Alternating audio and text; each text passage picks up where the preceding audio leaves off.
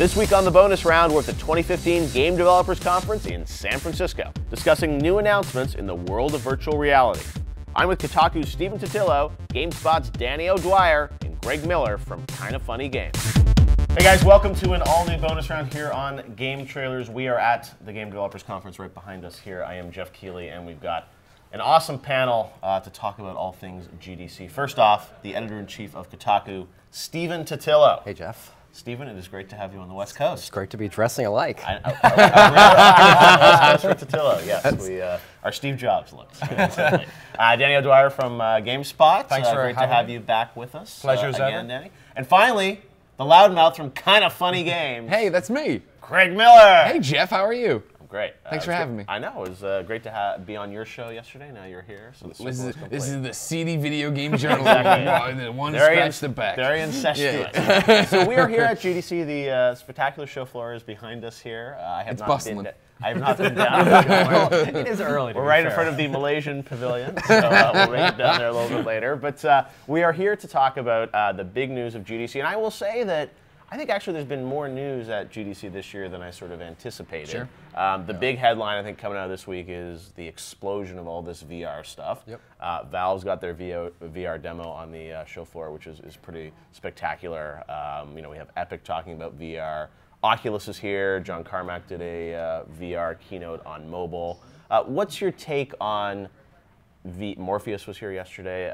What's your take on VR, Stephen? Is this the next big thing? It's definitely the next big thing in terms of the money is there. Right. Everybody's getting funded. Indie devs are switching to just making VR games.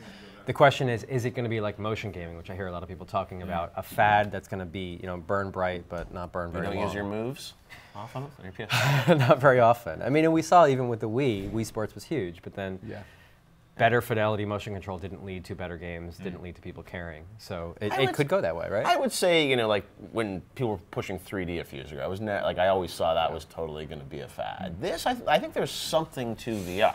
Is it going to replace, the traditional console games that we play? No. But are there experiences?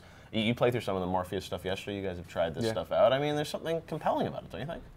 Yeah, you put that, I put the Morpheus on and suddenly I'm in a first-person shooter. And the most impressive thing actually for the Morpheus demo that I did, I don't know if you guys did London Heist. Yeah, that's a cool demo. You're sitting on a chair and there's this big muscular guy with a blowtorch and he's about to torture you. Yeah. And he Sign me up. Exactly. Escapism in games. But he gets in your face and he's blowing smoke in your face and it felt more intense. And then they were displaying the same demo on a television adjacent to that. And you look at it on a TV, and it just doesn't look that impressive. Yeah. Like nothing's really happening. Well, that's an amazing moment because then you stand up and you look them in the face, and you can kind of look around, and it is the first time I saw characters in this VR environment, and also that you use the moves, you actually interact, and you're opening drawers, and Valve has a great demo too where you're cooking. And you're literally you pick up a mushroom and you can, or an egg and you can throw it across the wall and it'll blast. I mean, put your hand in some boiling water. Absolutely, whatever you want to do. And it's it's just sort of that possibility space, I think, is really kind of fun because a lot of the VR stuff so far has been wow, isn't this cool to look around, right? And what's your take, Danny, on, have you had a VR experience yet that makes you think a believer? I've had so many really good VR experiences, but they've all been this really small sort of what Stephen was talking about, purpose-built for VR. So what is it? Stop talking or everyone explodes, or don't stop. That's a really good experience where they've solved a lot of problems that game design have with VR, where they have sat you in a seat, so you're not walking around and worrying about controlling, and you're basically looking and you're not really using your hands. So these are all design problems that VR have, and that's when it works. The thing that I worry about is that if we're trying to break this into a wider mass market, which will be required for any type of hardware, is a Call of Duty with VR or a Madden with VR, is that where this is going to end up going, and does that end up being less fun? Because the experiences where it works are the experiences where it's been built for. Yeah, I don't ever think you're gonna decide, do I want to play the next Call of Duty in VR or on my Xbox One? I think maybe there'll be a Call of Duty experience, which will be sort of different. But I think it's got to be custom built. And even Morpheus has this one demo where I don't know if you did the I think it's called the Deep, which is a Shark Tank, and but you're in this cage, and it's cool because then it sort of marks off where you can walk and things like that. Because obviously, if you keep walking, or you think you're going to just go off and swim, you're going to be hitting walls and stuff like that. So yeah, I think you're right. It has to be purpose built. But if people make those purpose built games, Greg, do you think that as an experience, as a gamer, do you think that's stuff you want to dive into? I mean, it's such a loaded question because like we're talking about like, oh, well, if we're in a chair. What if you're in the Shark Tank? When it's like, well, how quickly is like the charade gonna fall? Oh, I'm always in a square. I'm always doing something in the square. So that's the thing is like, what's exciting about this as compared to motion controls, with the PlayStation Move and all this different stuff, is that when Morpheus got announced, I was very concerned about it, that being the new PlayStation Move. Of like, okay, Sony will have a great first-party slate, and maybe there'll be a few awesome things in there, but then it'll fall off. No one's going to support it. You know, you're not going to see Call of Duty do something with it. Right. But if Valve is doing it, and then you have all these different companies doing it at the same time where people are embracing it, then yeah, I think there's a possibility for those titles to be there and get you really excited for it. But will they be there at launch? I don't think so. And then you get into this whole situation, then it's going to start trailing off again. Yeah. Well, and the biggest challenge, I think, with a lot of the VR stuff is that you're going to need a pretty high-powered PC. Yeah. So the cool thing about Morpheus is it just hooks into your PS4. But I mean, Oculus, I see lots of people that try it on and they think, oh, I'm just going to hook this up to my MacBook and have this amazing VR experience.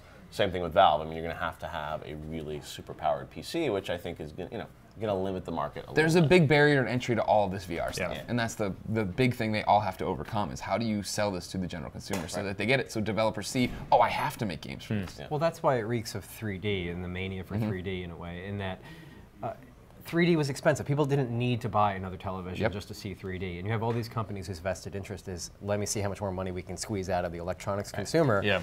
But Morpheus is more interesting to me than the others because I already have a PS4 that I know could run it. Yep. But I don't have 2 Move controllers, and the London Heist demo that I liked would require those as well. I think I may have one of those. So I need a second. You're going to need to have a lot of gear. Oh yeah, and a camera and all you that. You have to be willing to immerse yourself in something. Right. I don't think they need to have one big Wii Sports blockbuster, though. The other comparison I think is worth thinking about is touchscreen gaming. About a decade ago, aside from the DS, we wouldn't have thought much about touchscreen gaming. And now it's ubiquitous, and whether you like mobile gaming or not, it's here to stay. People play games without buttons, without control sticks.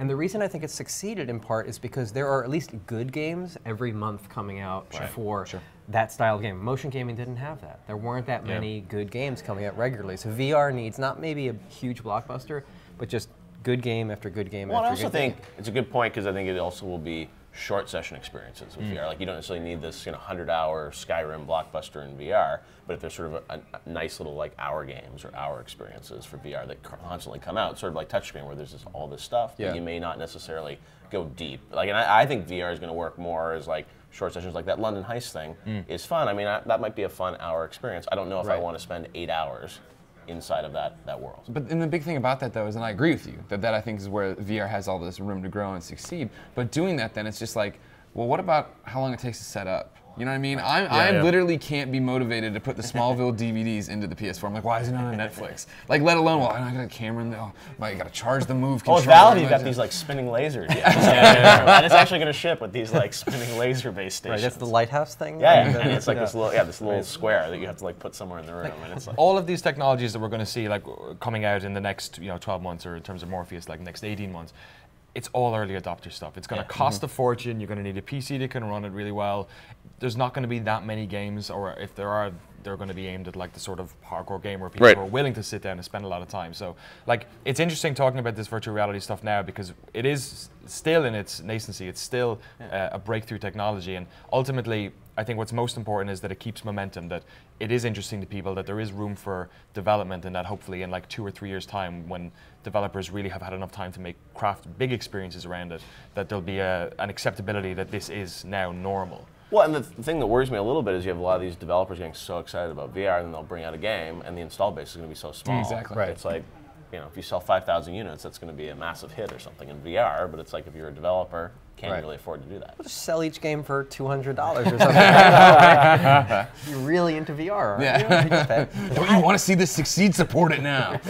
What about the idea of mobile VR? I don't know if you guys have played with Gear VR, which I thought is actually pretty compelling when you put it on, and it's that the idea of, sort of like Morpheus, you can slip in a phone and like you're in a VR environment. Do you think, VR, and there's been rumors that Apple's going to have something for iPhone. I mean, do you think that concept of kind of mobile VR has more opportunity? There's something to be said for having a powerful computer or console just sort of push it all at you. So I haven't used Gear VR, and I don't know how good it is. I was talking to somebody, though, who really likes it for watching movies. And his fantasy is getting on an airplane and blocking everybody off really good. and just watching it. Yeah, I feel like I'd be a freak. The cinema VR thing, though, it's really cool because it feels like you're in a movie theater, and it's so immersive. Like, I think you would be on a plane and you wouldn't even think you're in a plane. It kind of sounds like they're maybe two sides of the same virtual reality coin where, you know, the Morpheus and Oculus and all those will eventually just become smaller, so they'll probably fill that space. But what I'm interested in is the augmented reality side of it, where you're putting on something maybe where you can walk around and it's portable, but it's not actually shielding you from the world. It's enhancing the world. So instead it's like HoloLens or something, right? Yeah, exactly. Instead of like pulling you into a virtual world, it's taking virtual information and presenting it to you in the real world. I wonder about the HoloLens stuff. I haven't played with it yet, but I question though, like, how will that work as a game, right? Because I just you see that, and I think it looks like it's really cool if you're going to want to look around a 3D model or something. Right. But like, what are the game experiences going to be? Yeah, I think pedometers. Level up your Pokemon. It's like make your own First first-person shooter. Walking down the street, cool. And I can see kids like, you know, they have a little virtual pet or something they get to play with or whatever. But I just think as a gamer, like, what is that experience going to be? I don't know, and we've seen a lot of this stuff with these other technologies. We've seen it with PlayStation Eye, we've seen it with Move, all these things that work so well at GDC because they've set the room up just right. I mean, let's be honest about this. A London heist thing that we all saw, which we all really liked. You sat in a chair, and then at one point they tell you to stand up. The character does, and then the guy has to pull the chair out from behind you. So is the game going to come with a person to pull the chair out, or will I have to? No, you're right. Part of that is like the setup, and I even like when Kinect first came out, you're like, oh, do I have enough room? And you had to have those like 8 squares, and you're like, oh, let me figure out if I could like be in this space. And like in perfect test conditions, it works great. But in your apartment at home or whatever like that, it's gonna be a lot, and that's why there are gonna be a lot of people bumping into things in VR. And there'll be a lot of significant others at the kitchen table. Like, I can't believe I'm in love with this person. Look, he's over there, is doing this. It's 3 move controls against the wall, and it's like. Yeah, but there is something compelling about it, but I think you're right. It's not going to replace the type of games we play. The thing I wonder out with some of the AR stuff, like HoloLens, like, is that something you can sort of have a controller, have something on your TV, and then that just augments on top of it? Like, is that your interface or something, right? Like your, your HUD or something like that, which does like something a Metroid Prime kind of thing. Yeah, like how that would be cool, right? Yeah. That would be neat, and I think there's even ways with Gear VR, which again I haven't used, but I'm told you can press a button and then you can see through it.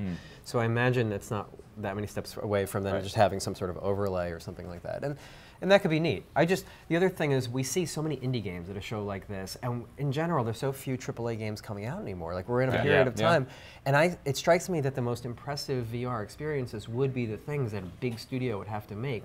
Do we really see an Activision or a Ubisoft taking the time away from making Assassin's Creed or Call of Duty or whatever to then create a big VR game? I don't know. If Rockstar put some time into, they already put first-person mode in GTA 5. Like, imagine if they just put in a virtual reality version of that with PlayStation. I'd rather they make Red Dead too. But I think part of it is, as you said, like the London heist. What was so impressive is that was like, PS4 quality, like motion capture, like great design. You're right, you don't see a lot of that in VR, and it's a good question about like what. I mean, I'm sure there will be some. When I saw it today, I haven't seen it yet, but Epic has some partnership with Weta, and they've like taken a lot of the like Hobbit assets, I guess, and made it into kind of some VR experience. So maybe there's something there, but we'll see. All right, well, we'll be back on the bonus round next week with more from GDC.